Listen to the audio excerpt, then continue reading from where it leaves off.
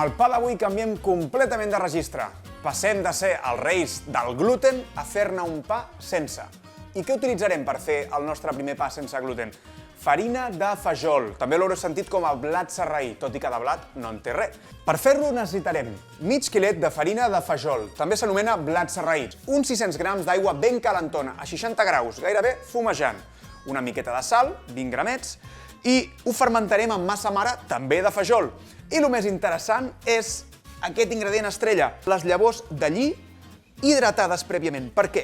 Veieu que aquestes llavors que vam posar ahir en aigua han fet aquesta pel·lícula brillant. Això es diu mucílag.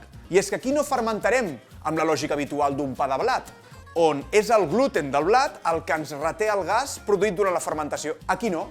Al no haver-hi gluten, aquest gas que produïm durant la fermentació s'escapa. El que busquem són elements viscosos per intentar amb aquesta viscositat atrapar aquests gasos. Per això, el fajol amb aigua calenta més les llavors de lli prèviament remullades ens donen aquesta viscositat tan necessària per fer aquest pa i que no quedi un totxo massa dens.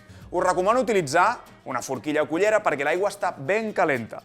Posem tota l'aigua en la farina, les llavors hidratades,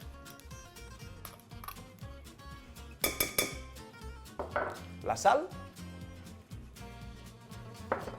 i el toc màgic, la massa mare. Un cop ben remenadet amb la forquilla, anem a donar-li forma amb motlles. És el secret d'aquest tipus de pans, treballar amb motlles. En aquest cas són antiadherents i dosifiqueu directament la massa fins que quedi més o menys a 2/3 de la capacitat.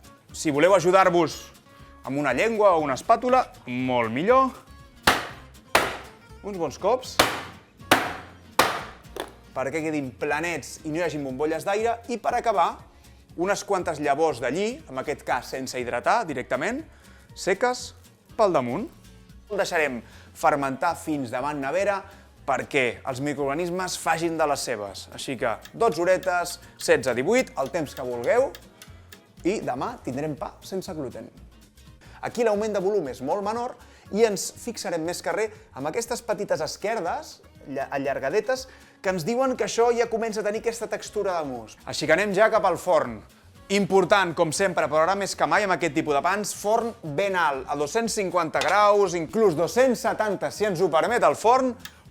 Portem uns 75 minuts de cocció. Penseu que són pans tan densos que solen allargar-se al forn. Si teniu dubtes, podeu sempre punxar-los amb un termòmetre i quan la temperatura interna ja sigui gairebé als 100 graus, ja estaran cuits. Mireu quina passada.